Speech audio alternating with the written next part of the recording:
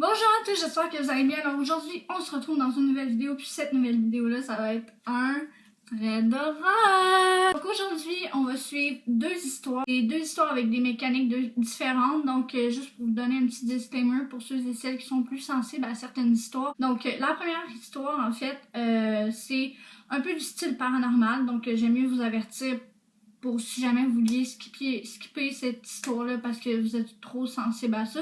Et la deuxième, c'est de nature plus style stalker sur les réseaux sociaux. Donc, sur ce, on est parti pour ces deux traits d'horreur. J'espère qu'on va bien se chier dessus aujourd'hui. Let's go! La première histoire, bien évidemment, j'ai pris toutes mes histoires sur le très populaire subreddit Let's Not Meet.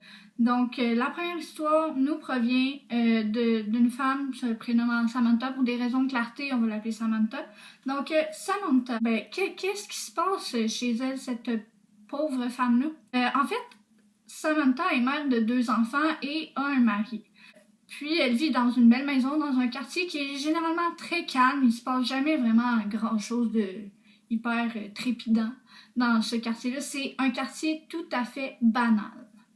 Un jour, Samantha va se mettre à entendre comme si quelqu'un cognait au carrelage des fenêtres. Parce que, tu sais, les fenêtres avec des carreaux, là, mais elle va entendre quelqu'un cogner sur chaque carreau de fenêtre, ce qui est plutôt scary. Peut-être quelqu'un, peut-être quelque chose. Je dis quelqu'un, mais ça peut être vraiment quelque chose.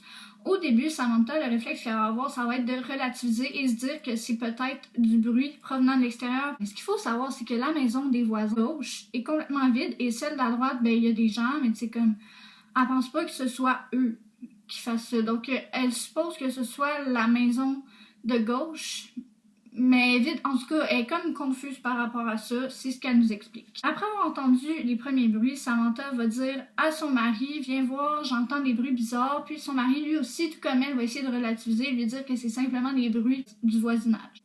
Un jour, la fille de 13 ans de Samantha va entendre cogner à sa fenêtre de chambre et elle va se mettre à hurler. Elle a cru voir un homme dans le noir en train de cogner après un des carreaux de sa fenêtre. I mean, it's scary AF, là.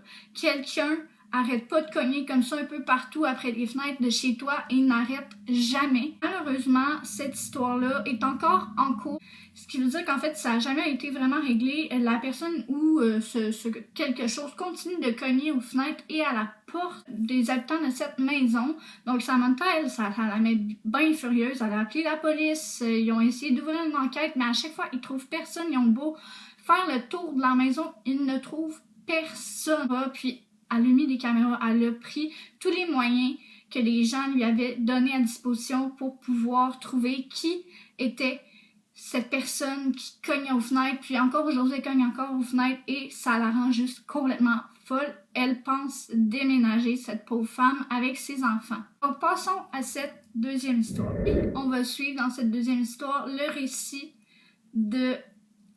On va l'appeler Émilie. Émilie nous explique qu'au moment des faits, elle avait 15 ans. Notez qu'Émilie, au moment où elle nous raconte cette histoire, elle a maintenant 19 ans, donc c'est une adulte. Elle ressort de cette histoire complètement indemne. T'es à l'âge de l'adolescence, puis souvent à l'adolescence, t'as des gangs qui se créent. T'as certains adolescents, parfois comme moi par exemple, qui n'ont pas vraiment un sentiment d'appartenance à une gang en particulier, qui peut rendre un parcours au secondaire plus difficile socialement. Émilie nous explique qu'elle est plutôt nature solitaire introvertie, elle n'a pas beaucoup d'amis. Un jour, elle va se créer un compte Twitter, puis elle va dire « Ah, j'ai une couple d'abonnés, une vingtaine, une trentaine d'abonnés, dont un dernièrement qui s'est abonné à moi, il s'appelle Paul. » Paul et elle s'entendent super bien, que étonnamment, genre, quand ils s'envoient des textos, c'est débile. La connexion qu'il y a entre ces deux-là, c'est juste un truc de fou. Donc, elle va commencer un peu à le draguer parce que déjà en partant, elle le trouve super attirant, Paul, sur sa photo de profil sur Twitter. Elle va commencer un peu à le draguer, puis elle va lui dire « Ah, j'aimerais ça qu'on se voit. » Puis il va dire « Ah oui, moi aussi. Dans quelle ville est-ce que tu vis? » Étonnamment, Paul vit dans la même ville que Émilie et il va à la même école qu'elle. Donc, en fait, il explique qu'en gros, il a déménagé il y a pas longtemps et qu'il va aller à son école, ce qui est plutôt cool pour Emily qui cherchait un ami, un confident à qui parler. Là, donc, ils continuent à se parler pendant, je sais pas, quelques mois, quelque chose du genre, jusqu'à temps que Paul arrive enfin à l'école, au lycée, au secondaire, appelez ça comme vous. Donc, là, ils commencent à se voir tout le temps après les cours, à genre 17h, ils se voient, ils se parlent, ils s'amusent. Paul va commencer vraiment à insister sur certaines choses, vous allez voir. Il va commencer à lui poser des questions très personnelles en message et également en vrai, mais c'est surtout en message que ça se passe. Il va tout d'abord poser la question « T'habites loin du lycée? Dans une maison ou dans un appart? Tu hontes toujours tes deux parents? Tu t'entends bien avec ta famille? Vous êtes cinq? Tu dois être souvent seul chez toi. » Détail important que j'ai oublié de mentionner, en fait, c'est que les parents d'Emily travaillent beaucoup, font des heures de nuit, donc elle voit pas souvent ses parents, ses parents sont pas absents ou quelque chose, c'est juste qu'ils travaillent beaucoup, donc ils ont pas beaucoup de temps à lui consacrer, qui rend son parcours au secondaire encore un peu plus difficile, je dirais. Elle, Emily, va essayer d'éviter le plus possible ces questions assez indiscrètes de Paul. Parce qu'en vrai, moi, si je me ferais poser ce genre de questions de la part de quelqu'un qui vient d'emménager dans la ville et qui veut aller à mon école secondaire, personnellement, je trouverais ça weird, puis je répondrais pas, je ferais juste renchérir avec un nouveau sujet. Et c'est le réflexe que Emily va avoir, c'est un excellent réflexe parce que tu connais pas la personne devant un écran. La personne devant un écran, là, c'est pas la même personne que tu peux avoir en vrai. Emily va expliquer que la première fois qu'elle a vu Paul, elle a remarqué un détail super important, il avait l'air vraiment plus vieux que son âge. Je veux dire, elle en avait 15, puis lui expliquait qu'il en avait 17. Mais Emily, ce qu'elle a remarqué, c'est qu'il en avait plus l'air de 20-25 ans.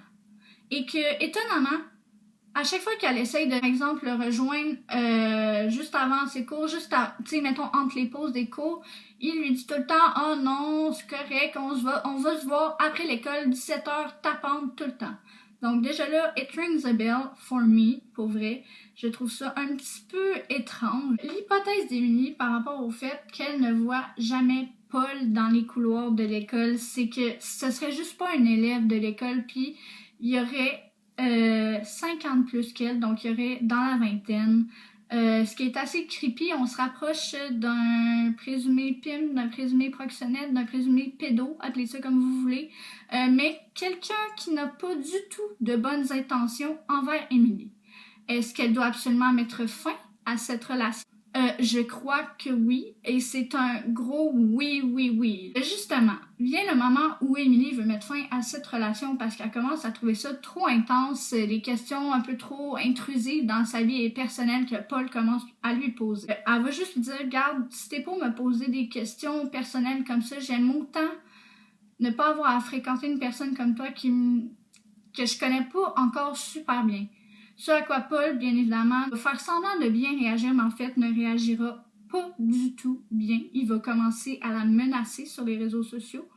Elle, le réflexe qu'elle a eu, Emily, c'est de, bien évidemment, le unfriend de partout, de Twitter, de Facebook, de Instagram, limite, tous les réseaux sociaux possibles. Elle a essayé de le unfriend. Le truc, c'est que il se recréait des comptes à chaque fois et il essayait de l'avoir en ami, il s'abonnait à ses comptes, il créait plein de faux comptes de lui pour pouvoir absolument être abonné à elle, ce que je trouve vraiment très creepy. Heureusement, un jour comme ça, Si vous pensiez que ça allait avoir une tournure de conte de fées, ben non, en fait, c'est pas le cas. Mais là, j'ai dit que ça avait une tournure de conte de fées, mais c'est pas le cas du tout. En fait, il a fallu que la pauvre Emily supprime son compte Twitter et a dû supprimer de même ses autres comptes sur les réseaux sociaux. Tellement c'était intense. Elle n'a jamais déposé de plainte à la police, je précise. Elle a dû supprimer tout. Ben, en fait, son compte Twitter seulement. Je dis pas si elle a supprimé ses autres comptes sur les réseaux sociaux, mais en tout cas. À force de bloquer tous les comptes, ça s'est complètement arrêté. Mais Emily ressort complètement traumatisée de cette mauvaise rencontre.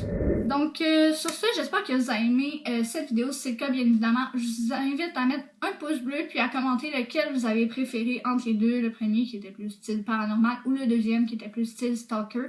Bien évidemment, je vous invite à suivre mon Instagram qui va être en barre d'infos et je vous invite aussi à vous abonner et à activer la cloche de notification pour recevoir toutes les notifications quand je sors une nouvelle vidéo.